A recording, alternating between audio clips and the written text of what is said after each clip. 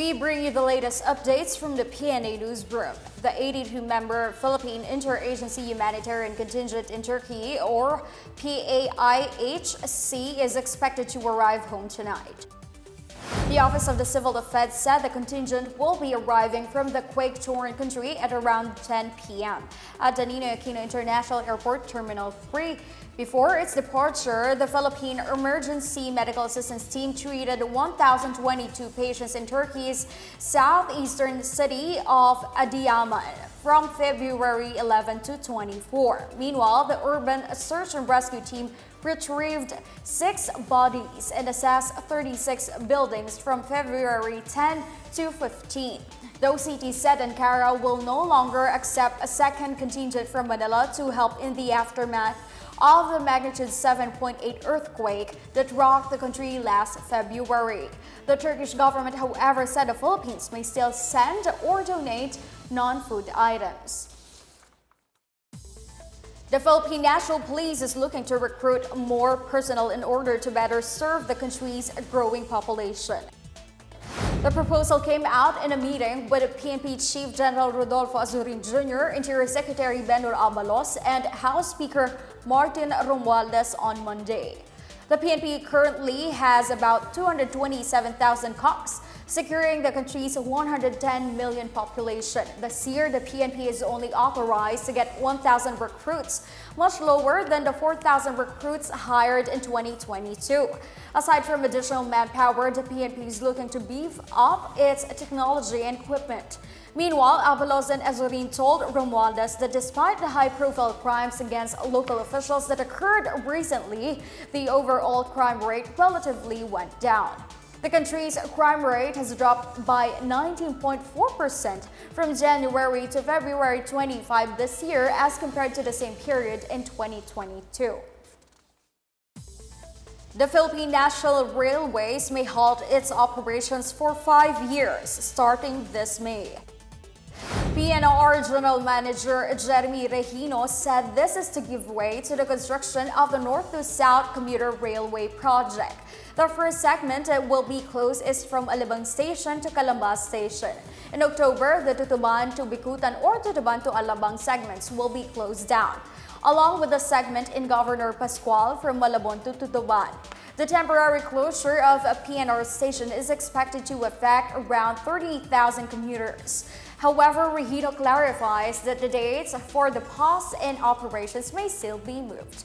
Meantime, he said they are working on alternative modes of transportation with the help of the Land Transportation Franchising and Regulatory Board, Metropolitan Manila Development Authority, and the local government units.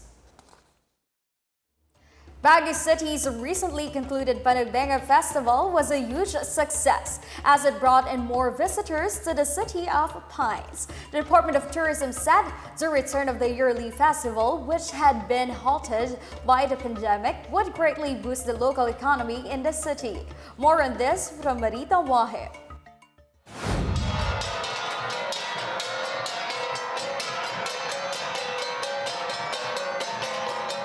As performers gave their all, both Baguio tourists and residents were left in awe as they witnessed the return of the Panagbenga Festival this year. After a 3-year halt due to the COVID-19 pandemic, Baguio City once again blooms, attracting hundreds of thousands of visitors. Cordillera's rich culture, diverse beliefs, and colorful traditions went on center stage through its street dance competition and the Grand Float Parade. Tourism Secretary Cristina Frasco said Panagbenga, as well as other festivals in the country, must continue to help the country rise again from the pandemic. Panagbenga must and continue to remain as a celebration of the season of blooming, a celebration of our rebirth from the pandemic period.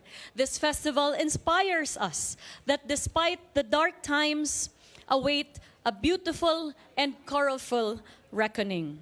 The Panagbenga Festival started as a community endeavor to help the city recover from the devastating effects of the magnitude 7.8 Luzon earthquake on July 16, 1990.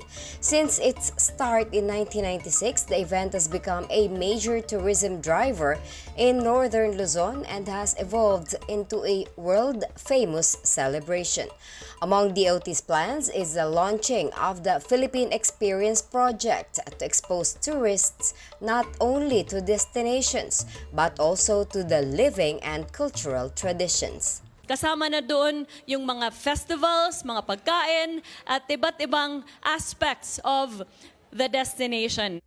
Frasco said the DOT is working for improving all aspects of connectivity, including land transportation, with the cooperation of the LGUs to enhance tourist mobility and the overall experience.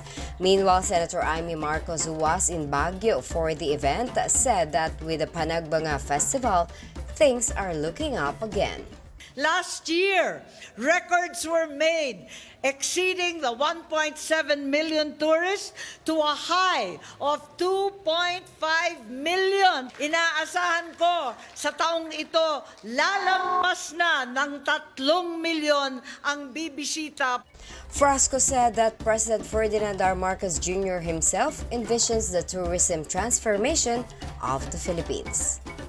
With over 50,000 tourists flocking to Baguio to witness the return of the Panagbenga Festival, both Tourism Secretary Cristina Frasco and Senator Amy Marcos said that indeed Baguio has come alive and will lead the country towards post-pandemic tourism.